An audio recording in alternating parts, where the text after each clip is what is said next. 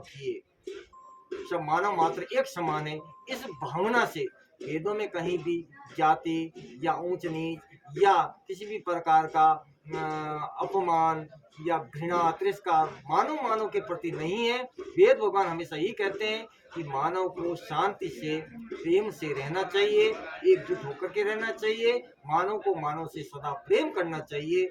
और इस यज्ञ में हम ये मिसाल कायम करना चाहते हैं।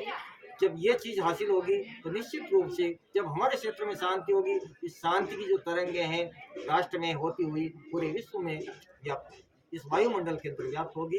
सभी को इस प्रकार की सद्बुद्धि की प्रेरणा इस महायज्ञ के माध्यम से मिलेगी। तो इसी महायज्ञ में विश्व जो शांति का स्वदेश हमारे यहाँ सुदर्शन महायज्ञशाला के प्रणेता देवज्ञ स्वामी युद्धेश्वर शास्त्री जी के श्रीमुख से हमने सुना विश्व शांति के बारे में। इन्होंने विश्व शांति के लिए संदेश दिया है जो अपने आप में वो महत्वपूर्ण है, हमें इनकी प्रेरणा लेनी चाहिए। हम बताएंगे जहाँ आप यहाँ 3-4 सालों से लगातार इस गांव में आ रहे हैं, ये गांव आपको कैसा लगा, यहाँ के लोग कैसे लगे, इतना विशाल कार्यक्रम को आयोजित करने में आपको क्या कठिनाई और इस जो यहाँ के गांव के या लोगों का कैसा सहयोग रहा और कैसा सानिध्य रहा, आप जरा एक बार हमें पुनः एक बार हम गुजारिश करते हैं कि इसके बारे में विशेष चर्चा कीजिए।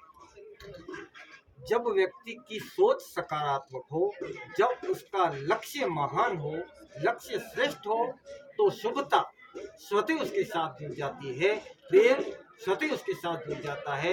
हमारा लक्ष्य बिल्कुल सकारात्मक था, हमारे भाव, हमारी श्रद्धा, हमारा विश्वास बिल्कुल सकारात्मक रहा, हमारा दृष्टिकोण सकारात्मक रहा। और यही कारण है कि हमें हर जगह से गांव से तो सहयोग मिल रही है, लेकिन गांव के परे जाकर के पूरे क्षेत्र से आसपास के जितने भी गांव हैं, यहाँ के जो प्रवासी लोग हैदराबाद, चेन्नई, बेंगलोर में रहते हैं, उन लोगों का भी विशेष सहयोग हमको मिला।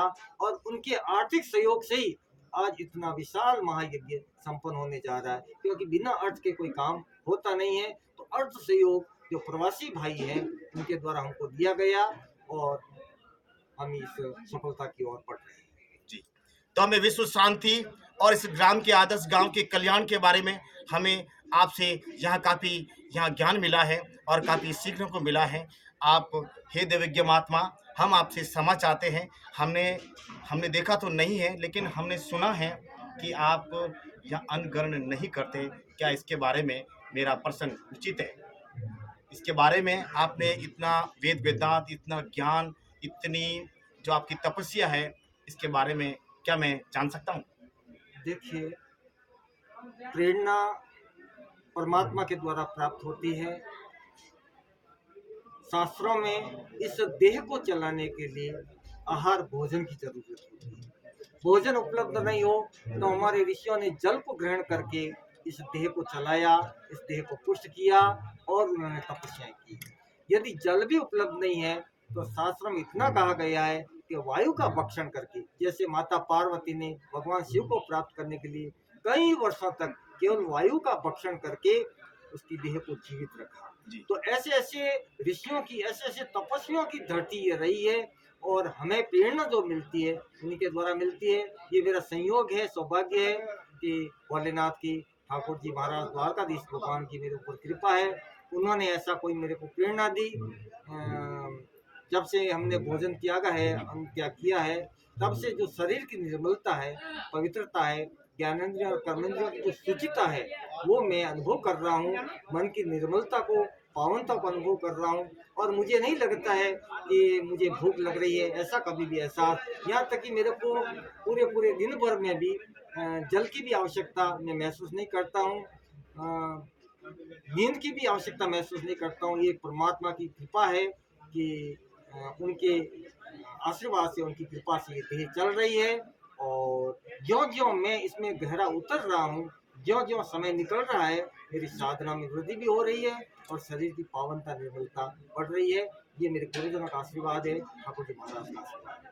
जी, तो आज आपने विशेष चर्चा के साथ में यहाँ आपने देवज्ञ या स्वामी युद्धेश्वर शास्त्री जी के यहाँ हमारी चर्चा रही, जो आप इसके बारे में हम आपकी विशेष चर्चा आपके समक्ष हमें प्रदान की है। ये चर्चा आपको कैसे लगी आप हमारे कमेंट बॉक्स में यहाँ ज़रूर लिखिएगा, क्योंकि आज भी वो धरती वही है, वो पृथ्वी वही है, वह विश्व गुरु हमारा भारत वही है, जिसमें ऐसे महान ऋषि मुनि आज भी हमारी धरती पर मौजूद है। आपके हमारे हमारे हमारी पूरी टीम की ओर से आपके चरणों में सत सत वंदन। आपका बहुत बहुत अभिनंदन। महायज्ञ जो ये आयोजित हो रहा है जी। आचार्य पीठ की ओर से, जी। व्यास पीठ की ओर से, जी। मैं आपको संपूर्ण रूप से आशीर्वाद शुभकामनाएं प्रेषित करता हूं कि आप और आपकी टीम जीवन में उत्तरोत्तर प्रगति करें और जो नेक काम जिस कर्मठता के साथ आप कर रहे हैं, भगवान आपको इतनी शक्ति और सामर्थ्य प्रदान करें कि आप इस प्रकार के कार्य करते रहें। भगवान आपको आर्थिक रूप से भी सुदृढ़ करें, समृद्ध करें, आपके भावों को, आपके सोच को और उन्नत करें और समाज के लिए और आप अच्छा काम करें। नमो नारायण। जी, आपके चरणों में नमस्कार। सीधो गुरुओं को ओम नमो आदेश।